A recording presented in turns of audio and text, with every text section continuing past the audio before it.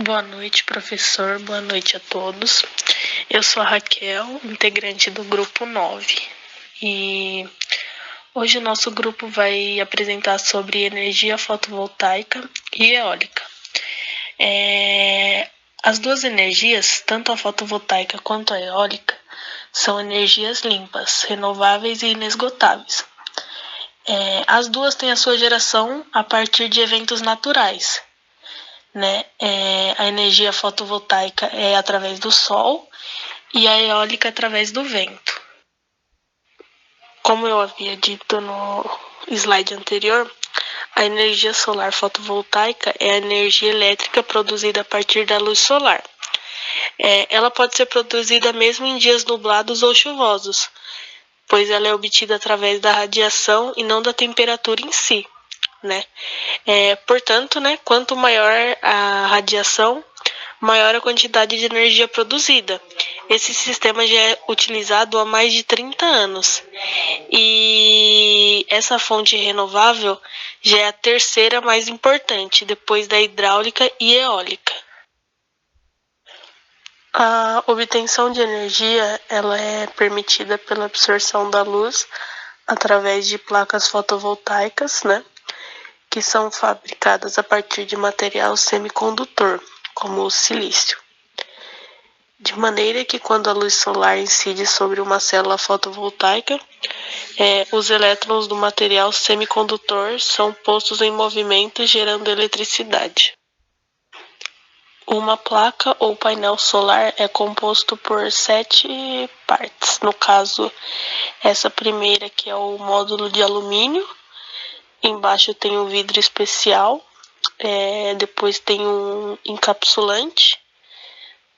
Embaixo, células voltaicas. Embaixo, novamente, mais um encapsulante, EVA. Embaixo, um backsheet. E, por último, uma caixa de junção. A energia fotovoltaica ela é dividida em dois sistemas de utilização. O sistema isolado, que é o off-grid, e o sistema conectado à rede, que é o on-grid. O on-grid, ele tem a geração solar produzida pelas placas solares e está conectado à rede pública, né? Quando a sua produção é maior do que você consome, a energia restante é enviada de volta à rede pública e são transformadas em créditos, né? No caso, para quem faz. E caso o sistema fotovoltaico não gerar energia suficiente para o consumo à rede pública, a rede pública complementa o seu consumo. No caso aí nessa imagem, explicando, né, o sistema conectado que é o on-grid. O número 1 é o painel solar, que gera energia solar fotovoltaica. O número 2 é o inversor solar, que converte energia solar para sua casa ou empresa. O número 3 é a energia solar distribuída para sua casa ou empresa. O número 4, a energia solar é usada por utensílios e equipamentos elétricos, no caso dentro da sua residência, né? E o número 5 o excesso de energia vai para a rede distribuidora, gerando créditos. Diferente do on-grid, o sistema isolado off-grid não possui uma conexão com a rede pública de energia. Então, sendo assim, não é necessário pagar a conta de luz. Desse modo, ele necessita de um banco de baterias estacionárias, que irão armazenar todo o excesso de energia gerado pelas placas fotovoltaicas. Essa energia ficará armazenada e preparada para gerar energia para sua residência. Sistema isolado off-grid, ele é mais utilizado em locais remotos, como áreas rurais. Também necessita do uso de inversores elétricos para converter a corrente contínua gerada pelas placas solares e armazenar nas baterias em corrente alternada. Além das placas fotovoltaicas convencionais, também tem as telhas fotovoltaicas. Ela ainda é uma novidade no mercado, mas tem um grande potencial de geração de energia também. Ela tem modelos em concreto e tem 2 opções de acabamento. E também tem algumas opções de cores: cinza, bege, marfim, vermelho. Enfim, também é uma outra opção. Ela apresenta também diversas variedades no formato, tanto no formato quanto no material. Pode ser de cimento, cerâmica e vidro. As placas solares, elas são parafusadas ao telhado. Já as telhas, né, elas já fazem parte da construção do telhado, como as telhas normais, seguindo o encaixe de uma na outra ou em formato de placas. Aí depende de como a pessoa quer que seja executada mesmo. Boa noite, aqui é a Andressa e eu darei continuação na apresentação. A captação da energia se dá por cabos que são conectados nas calhas, onde também são apoiadas as telhas. O Brasil possui grande potencial na produção de energia fotovoltaica, por ser um país tropical localizado entre os trópicos. Dessa maneira, permitindo um índice satisfatório de radiação solar em todo o seu território, com maior incidência na região conhecida como Cinturão Solar, que abrange estados do Nordeste, Centro-Oeste e Sudeste, como é possível visualizar no mapa. E mesmo com regiões de menor incidência de radiação, ainda possui um potencial maior do que o da Europa. Como vimos anteriormente, o Brasil possui grande potencial em geração de energia solar, porém ainda estamos atrasados com relação à produção mundial. A maior dificuldade encontrada está no financiamento e no acesso ao crédito. Outro ponto é que o uso dessa tecnologia começou tarde. Precisamos acelerar numa velocidade acima da média para recuperar este atraso. Ainda assim, o Brasil conta com 3.893 usinas solares em operação de acordo com o Banco de Informações de Geração da ANEEL. Dentre elas está a maior usina nacional, a de São Gonçalo, no Piauí, com produção de 608 megawatts.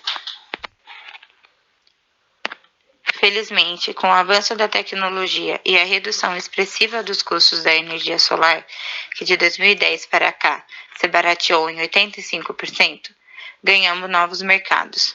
Se no passado falávamos do uso dessa tecnologia somente nos telhados dos consumidores de baixa tensão, essa realidade vem se mudando. Agora o sistema já está em habitação de interesse social e em prédios públicos, como é o caso do Hospital Municipal de Mogi das Cruzes.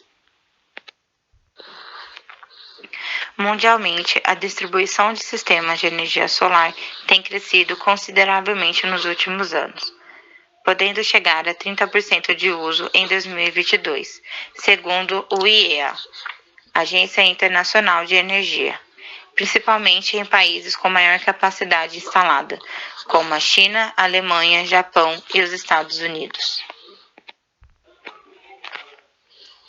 Além do uso energético, os painéis fotovoltaicos também podem desempenhar uma função de cobertura e compor a estética da arquitetura.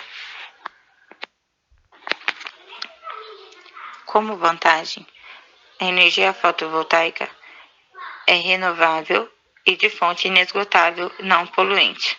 Sua obtenção não causa ruídos e ocupa pouco espaço na construção, e é de fácil manutenção. Oferece também cerca de 90% de economia com a conta de luz. É a energia mais barata do mundo e de baixo custo-benefício, considerando o tempo de vida útil em 25 anos. Com o passar dos anos, mais empresas investem na área, fazendo com que o custo de produção venha caindo e se tornando mais acessível. Como desvantagem, possui um alto custo de aquisição.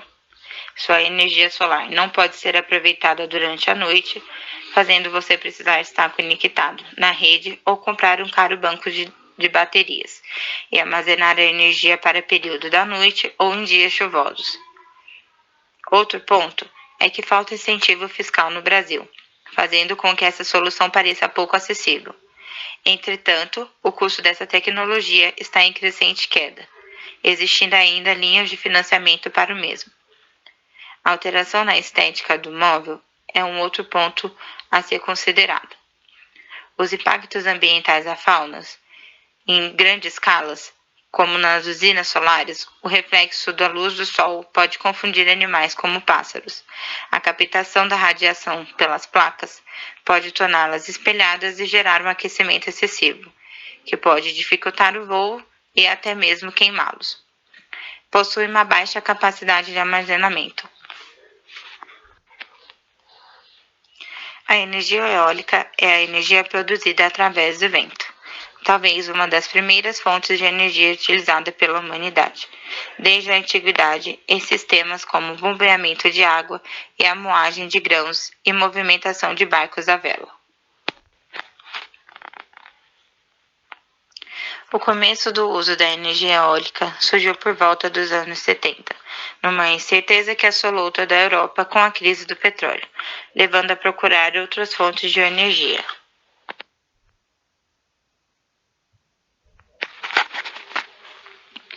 A obtenção da energia na turbina eólica começa com o vento, movimentando as pás e fazendo girar o rotor, que transmite a rotação ao gerador, que por sua vez converte essa energia mecânica em energia elétrica. Boa noite, eu sou a Beatriz e vou falar um pouco mais sobre a energia eólica. Na energia eólica existem 3 sistemas diferentes. Um deles é o sistema isolado.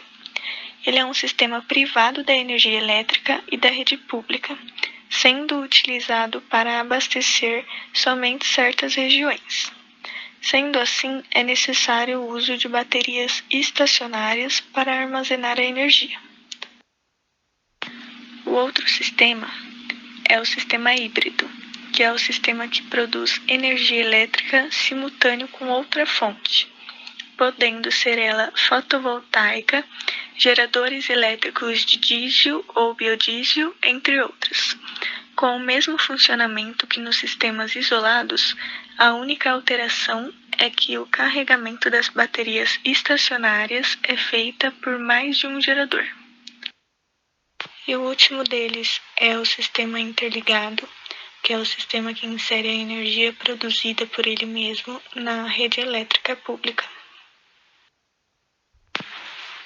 A energia eólica ainda tem outros 2 aspectos, que um deles é o onshore, que são os parques eólicos instalados em terra ou ao largo da costa marítima. E o segundo é o offshore, que são os parques eólicos instalados no mar, como mostra a imagem. E aqui a gente consegue ver as formas de como a pá pode ser instalada no gerador eólico, que é na forma horizontal ou na vertical. Pode ser qualquer uma das duas. A energia eólica ela pode ser usada em grande escala, como em indústrias, e também pode ser em menor escala, como em residências, por exemplo. No Brasil, a energia eólica apresenta um grande potencial nas regiões Sudeste, Nordeste e Sul do país. A exploração dessa energia começou em 1992, quando foi instalada em Fernando de Noronha. Atualmente, temos 298 usinas instaladas, o que nos coloca como líder no setor do mercado sul-americano. Infelizmente, o aproveitamento é pequeno, mas é uma importante fonte de complementação da rede hidroelétrica. No ano de 2013, o Brasil encontrava-se na 13ª posição no ranking dos países com maior produção de energia eólica, por ter atingido a capacidade de 1.000 megawatts em 2011. Agora estamos com expectativas para que, em 2020, possa ser extraído cerca de 20 gigawatts.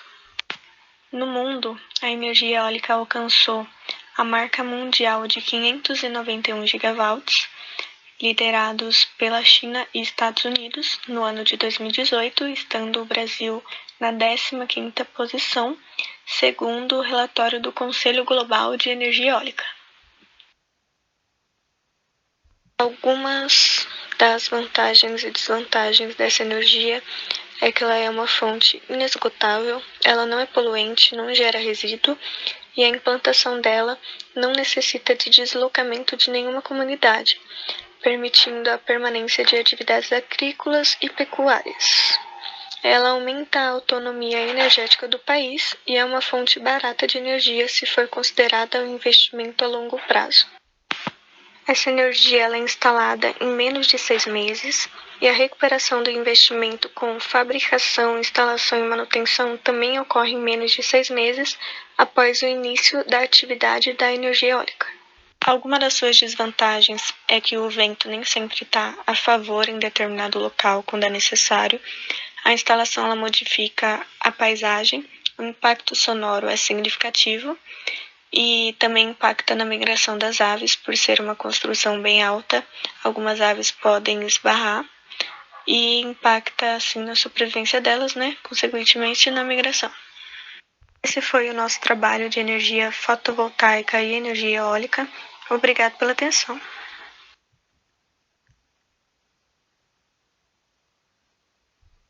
Boa noite, professora. Meu nome é Vitor Molinari e eu sou responsável por poder falar sobre a Casa Sustentável da nossa equipe.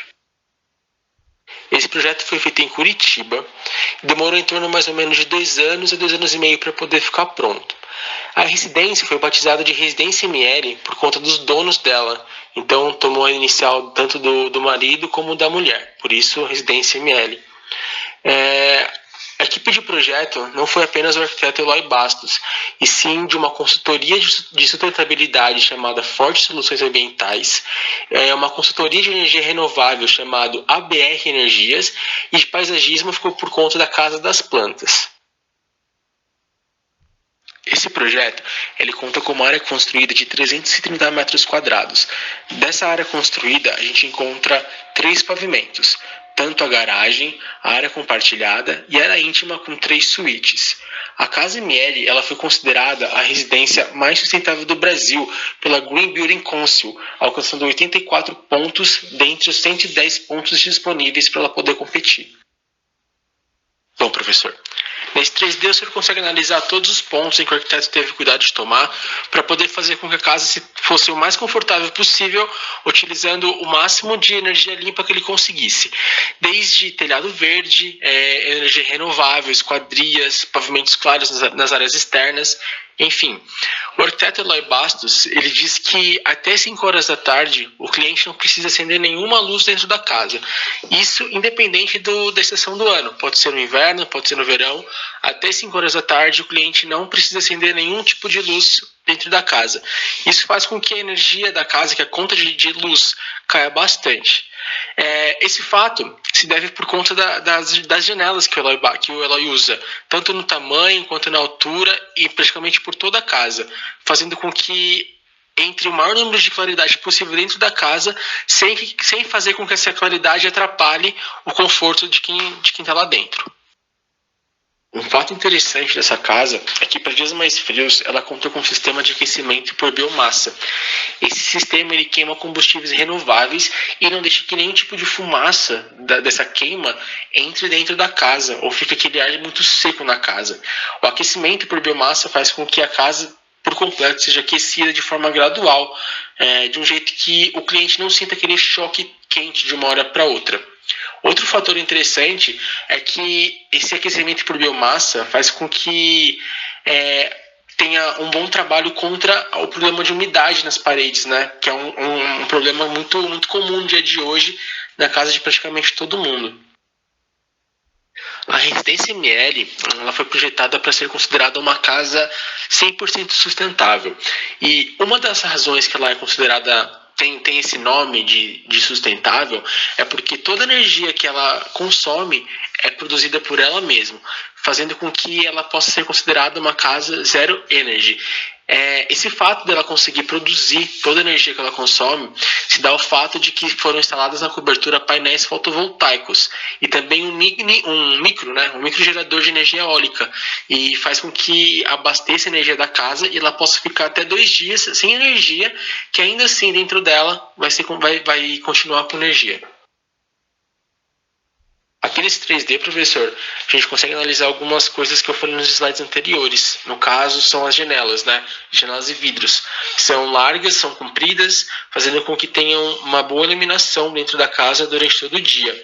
E para evitar qualquer tipo de ofuscamento e desconforto para os clientes, o Eloy ele utilizou de brises, né, para poder fazer o controle de entrada de iluminação dentro da casa. Um fato interessante é que toda a água da chuva é captada e tratada pela casa e faz com que essa água ela seja utilizada em descargas, em torneiras externas, em máquinas de lavar roupa. Isso faz com que caia drasticamente o consumo de água consumida dentro da casa. A única forma que eles usam a água encanada na casa seria, no caso, para tomar banho e também para lavar os pratos.